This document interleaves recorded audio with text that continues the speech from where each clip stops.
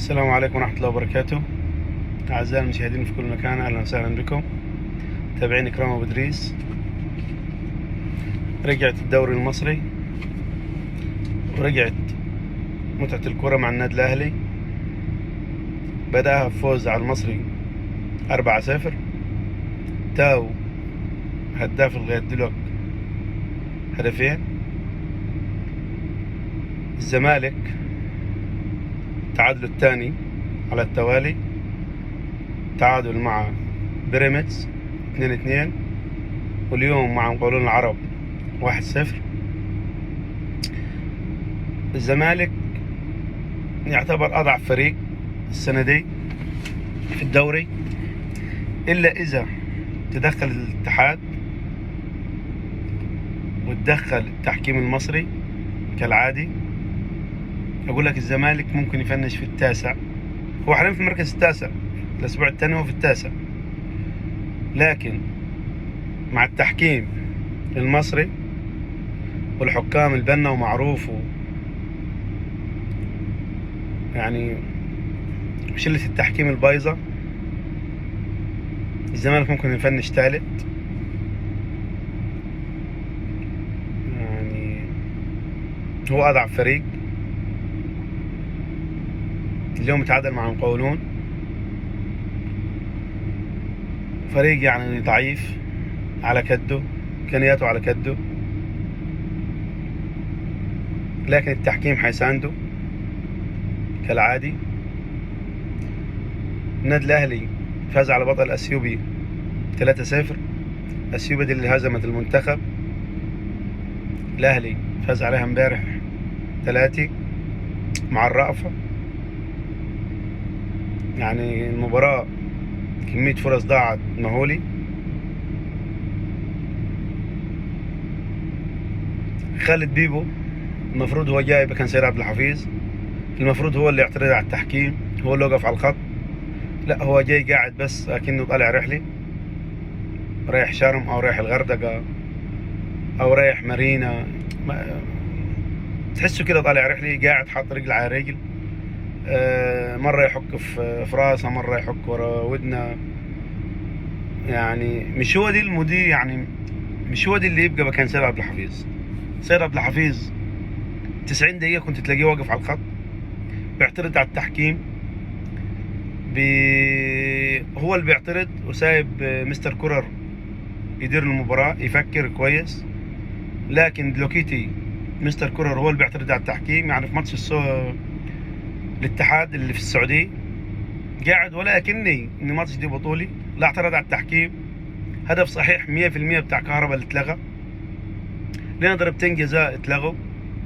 خالد بيبو ولا كني هو تبع النادي الاهلي او تبع الفريق، بني ادم طالع رحله، يعني ما لهوش دخل بالنادي الاهلي ولا علاقه النادي الاهلي، ولا اعترض.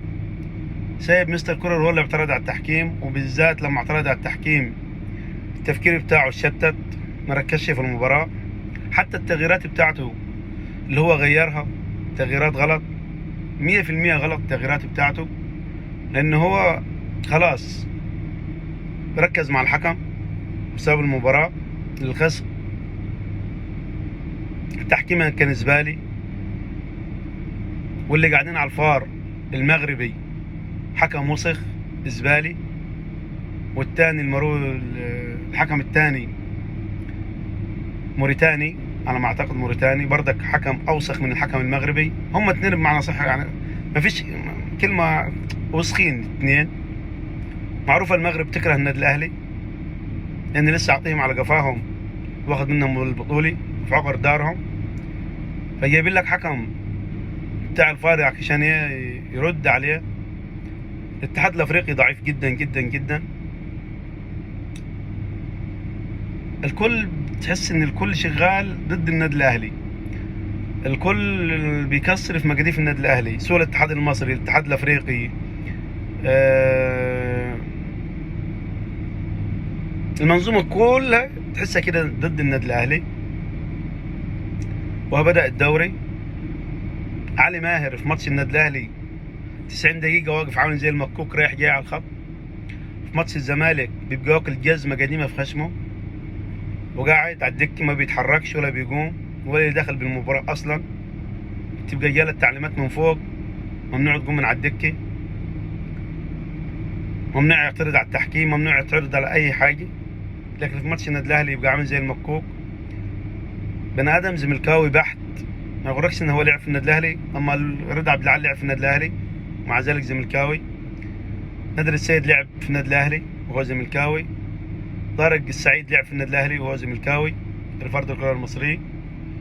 فلا، هي في حاجة غلط اصلا في المنظومة المصرية بالكامل.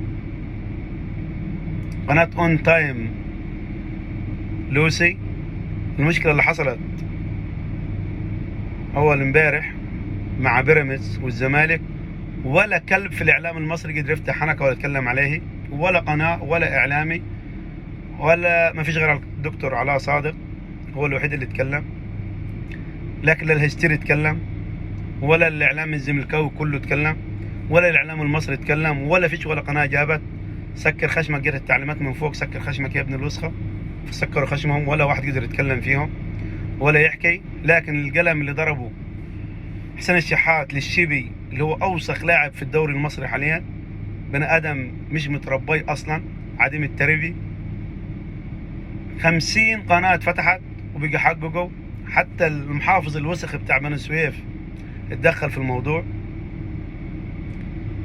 يعني مع ان المفروض الكرة ما تخشش في السياسي ولا السياسة تخشش في الكرة، لكن هم اللي دخلوها. ما فيش ولا واحد اتكلم، ولا اعلامي، ولا الاتحاد عمل نفسه من بنهي، ما تكلمش عليها خالص نهائيا. ف الله المستعان، والله يكون في عون النادي الاهلي ضد المنظومه، والله يكون في عون الخطيب. لوش الخطيب كان النادي الاهلي اتباع من زمان. هم هدفهم اصلا عاوزين يبيعوا النادي الاهلي عشان يجيبوا فلوس.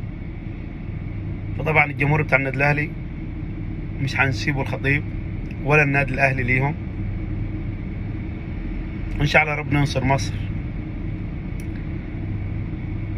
ينصر مصر، مفيش احلى من الكلمه دي.